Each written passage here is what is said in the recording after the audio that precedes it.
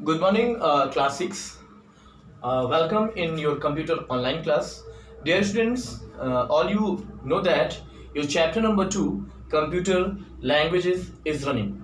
And in the previous live class, we all discussed on third generation language named is high level language and compiler, interpreter and etc. etc. तो dear students, जैसा कि last जो हम लोगों ने live class करी थी Thursday को, दैट मीन्स 27 मई को जो हमने क्लासेस करी थी, उसमें हम लोगों ने हाई लेवल लैंग्वेज यानी थर्ड जनरेशन लैंग्वेज के बारे में आपको एक्सप्लेन किया। ठीक है, इंटरप्रेटर के बारे में हमने आपको बताया, कंपाइलर के बारे में बताया। तो एक बार हम लोग फिर से उसका रिकैप ले लेंगे। एक बार फिर से जिन लोगों ने लाइव क्लास नहीं कर पाई होगी तो मैं फिर से एक बार ओवरव्यू दे रहा हूँ कि जो थर्ड जनरेशन लैंग्वेज होता है वो क्या होता है। तो थर्ड जनरेशन लैंग्वेज बेसिकली आप कह सकते हैं, इसको हम लोग हाई लेवल लैंग्वेज बोलते हैं। ये इजी टू अंडरस्टैंड, सिंपल होता है, यानी simple and easy to understand, ये इसका एक कैरेक्टरिस्टिक्स है हाई लेवल लैंग्वेज का। इसको हम लोग थर्ड जनरेशन लैंग्वेज भी बोलते हैं। तो simple and easy to understand, यानी ये सिंपल होता है और इजी टू अंडरस्टैंड, समझने में आसान होता है। इसमें प्रोग्रामिंग करना बहुत ही आसान होता है। क्यों? क्योंकि ये सिंपल इंग्लिश लैंग्वेज में ये प्रोग्राम्स कोड किए जाते हैं, लिखे जाते हैं, इसलिए आसान होता है। ठीक है, तो हाई लेवल लैंग्वेज में भी ट्रांसलेटर का यूज़ किया जाता है यहाँ पे, क्योंकि आप सभी लोग जानते हो, मैंने पहले भी बताया है कि जब भी कोई प्रोग्राम या कोई कमांड हम सिस्टम को देते हैं तो वो डायरेक्टली उसको नहीं समझता है। वो सबसे पहले उसको किस में कन्वर्ट करता है? मशीन लैंग्वेज में। मशीन लैंग्वेज में कन्वर्ट करेगा, उसके बाद फिर से यूजर अंडरस्टैंडेबल फॉर्मेट में इसको चेंज करेगा, तब वो हमको दिखता है। ये प्रोसेस इतना फास्ट होता है कि हमें दिखता नहीं है और पलक झपकते ही वो स्क्रीन पर शो हो जाता है।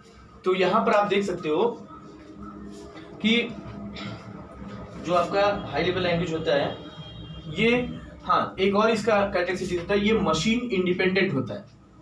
मशीन इंडिपेंडेंट, दैट मीन्स क्या होता है? मशीन इंडिपेंडेंट का मतलब होता है कि ये किसी एक पर्टिकुलर सिस्टम पर डिपेंड नहीं होता है।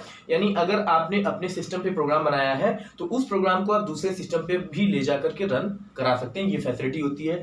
बट इसके पहले की जो लैंग्वेज थी, जैसे असेंबली लैंग्वेज या मशीन लैंग्वेज, तो जिस सिस्टम पे आप उसको बनाते हैं सिर्फ उसी सिस्टम पे कोड रन करा सकते हैं, एंड उस प्रोग्राम को दूसरे सिस्टम पे आप नहीं रन करा सकते, यानी पोर्टेबल नहीं होता है। कहने का मतलब ये पोर्टेबल नहीं होता है। ओके, तो अब आइए आगे बढ़ते हैं। तो यहाँ पे हम ट्रांसलेटर की बात कर रहे थे। अच्छा, हम लोग हाई लेवल लैंग्वेज के एग्जांपल के बारे में बात कर लेते हैं। तो हाई लेवल लैंग्वेज में आपके बेसिक सी प्लस प्लस, जावा, ये लैंग्वेजेस आती हैं। यानी बेसिक है सी है, सी प्लस प्लस, जावा है।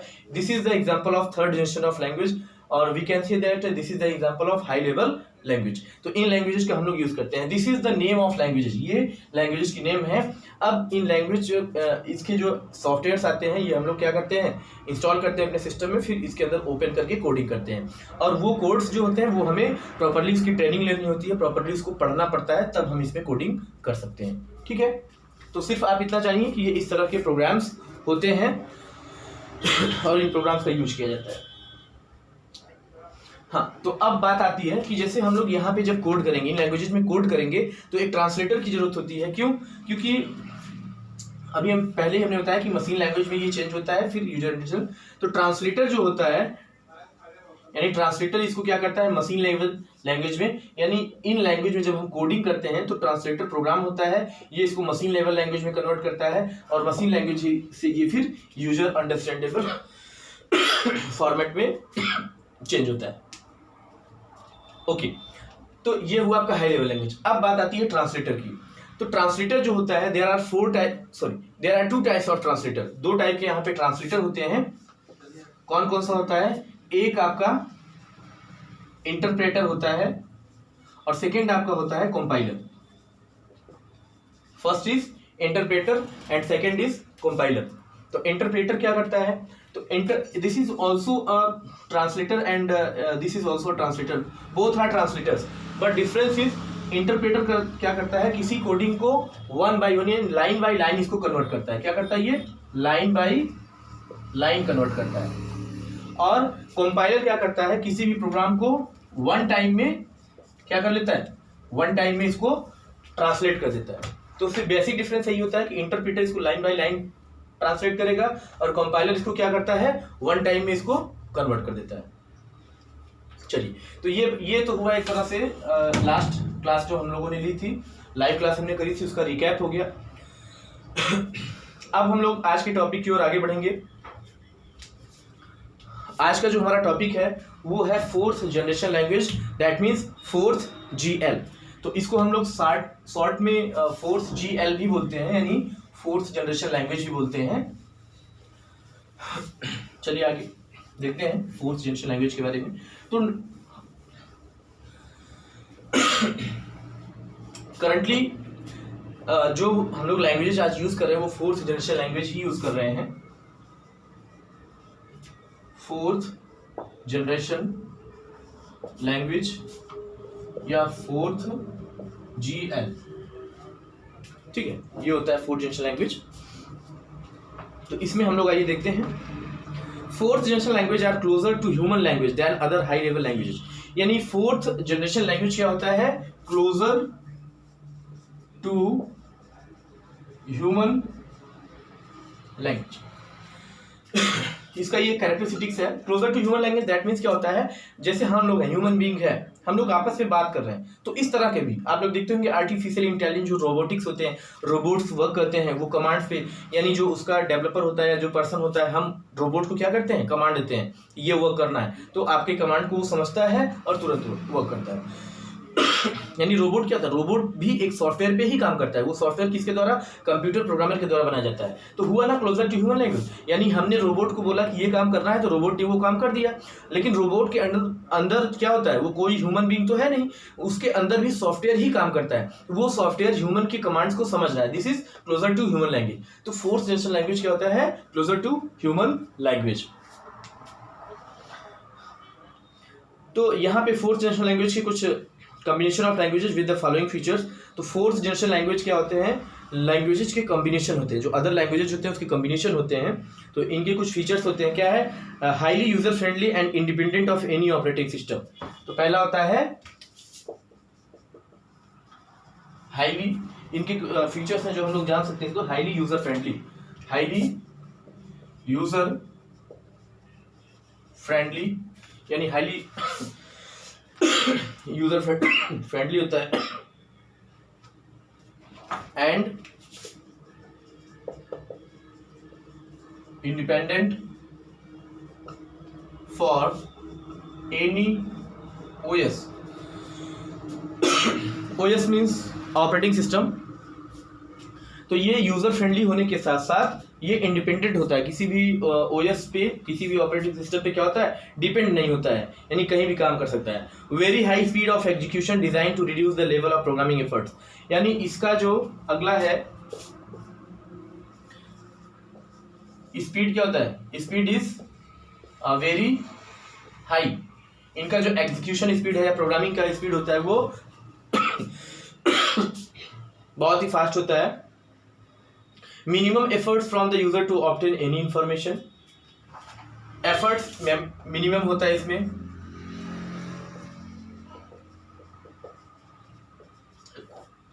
मिनिमम एफर्ट्स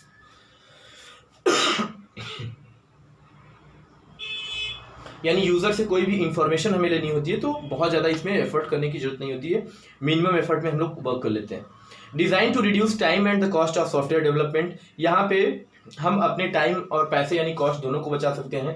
कब, जब हम सॉफ्टवेयर डेवलपमेंट कर रहे हो तो अपने टाइम और पैसे दोनों बचा सकते हैं। किसमें, फोर्थ जनरेशन में। The user has to specify only the required output they want while the computer determines the sequence of instruction that will accomplish those results।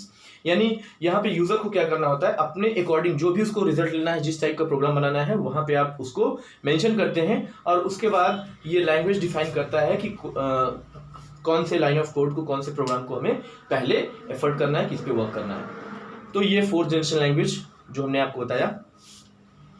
यहाँ पे आप देख सकते हैं लैंग्वेज और फीचर्स के बारे में, जो कि एक तरह से हम कह सकते हैं कि कंबाइंड स्टडी है। ये combined study that means features में क्या है, सबसे पहले मशीन है।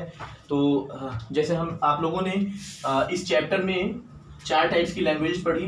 मशीन लैंग्वेज पढ़ा आपने, असेंबली लैंग्वेज आपने पढ़ा, और उसके बाद आपने हाई लेवल लैंग्वेज पढ़ा, फिर फोर्थ जनरेशन। तो यहाँ पे एक आपकी बुक में आप देख सकते हैं, ये कह सकते हैं लास्ट टॉपिक है। तो यहाँ पे एक कंपैरिजन दिखाया गया है सबके फीचर्स के बारे में, कंबाइंड स्टडी दिखाई गई है। तो मशीन लेवल में क्या होता है, ये बाइनरी कोड को यूज करता है, ठीक है। ये यूजेस, मशीन के बारे में बता रहा हूं मैं, यूजेस बाइनरी नंबर्स। अगला इसमें होता है ये सिस्टम डिपेंडेंट होता है, यानी जिस सिस्टम पे वर्क करेंगे सिर्फ उसी पे ये वर्क करता है। अगला आपका है the only language directly understood by the computer. तो ये एक ओनली ऐसा लैंग्वेज है जो कंप्यूटर के द्वारा डायरेक्टली समझा जाता है, यानी only language that is understood by computer directly. तो कंप्यूटर के द्वारा डायरेक्टली जाना जाता है। इसके बाद आता है आपका असेंबली लैंग्वेज। असेंबली लैंग्वेज क्या होता है, user mnemonic codes are symbols instead of binary numbers. यानी असेंबली में क्या होता है, जैसे यहाँ पे हम लोग बाइनरी नंबर्स का यूज करते हैं, तो वहां पे क्या होता है, निमोनिक्स का यूज करते हैं हम लोग, निमोनिक कोड। निमोनिक कोड हमने आपको बताया था, जैसे ऐड, मल्टीप्लिकेशन, डिवीजन, DIV, ठीक है। तो इस तरह के वहां पे निमोनिक कोड्स होते हैं। इसके बाद असेंबली में क्या होता है, मशीन डिपेंडेंट होता है ये भी, यानी सिस्टम डिपेंडेंट या मशीन डिपेंडेंट दोनों कह सकते हैं, यानी उसी मशीन पे वर्क करेगा। Has to be converted into machine language by translator programs. तो यहाँ पे एक चीज और होता है, इसमें असेंबलर होता है। असेंबलर इसके कोड को किस में कन्वर्ट करता है, मशीन लैंग्वेज में, तब सिस्टम आपका समझता है। इसके बाद आपका हाई लेवल लैंग्वेज आता है। हाई लेवल लैंग्वेज हमने आपको बताया था, uses English words and mathematical operators. यहाँ पे सिंपल इंग्लिश का वर्ड यूज होता है। ये मशीन इंडिपेंडेंट होता है, जैसे ये दोनों लैंग्वेज डिपेंडेंट होती हैं, वो इंडिपेंडेंट होता है, यानी किसी भी दूसरी मशीन पे ले जाके इसको रन करा सकते हैं। यहाँ भी क्या होता है, इस हाई लेवल लैंग्वेज के जो कोड होते हैं वो किस में कन्वर्ट होते हैं, मशीन लैंग्वेज में। ये भी कन्वर्ट होता है किसके द्वारा, इंटरप्रेटर के द्वारा। इंटरप्रेटर एक ट्रांसलेटर होता है, जो हमने आपको पहले बताया है, इसके द्वारा कन्वर्ट किया जाता है मशीन लैंग्वेज में। उसके बाद आता है आपका फोर्थ जनरेशन लैंग्वेज, यानी ये क्या होता है, मशीन इंडिपेंडेंट होता है, मिनिमम स्किल रिक्वायर्ड होती है यहाँ पे, और ये एप्लीकेशन डेवलपमेंट टूल्स होते हैं, यानी ये भी मशीन इंडिपेंडेंट होता है। कौन, फोर्स GL, किसी भी मशीन पे रन करा सकते हैं। यहाँ पे यूजर को एफर्ट बहुत कम करना होता है, यानी सिंपल इंग्लिश लैंग्वेज के ही यूज होते हैं यहाँ भी। और इसमें भी जो आपके कोड होते हैं वो ट्रांसलेट होते हैं कंपाइलर के द्वारा, और इसको यूज किया जाता है। तो डियर स्टूडेंट्स, इस तरह से ये आपके इस चैप्टर का लास्ट टॉपिक था, और यहाँ से ये चैप्टर आपका कंप्लीट होता है। अब हम लोग आगे बुक एक्सरसाइज, नेक्स्ट क्लास में हम लोग बुक एक्सरसाइज की तरफ आगे बढ़ेंगे, ठीक है। चलिए आज का हम लोग होमवर्क देख लेते हैं। और homework question 1, right the difference between machine language and assembly language।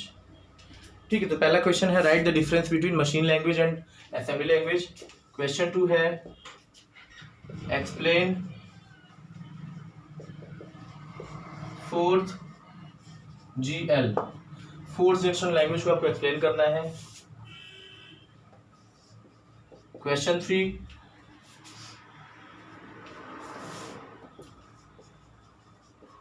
What is the use of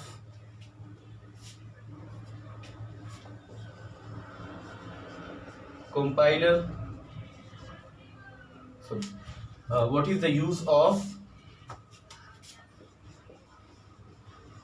translator, what is the use of translator।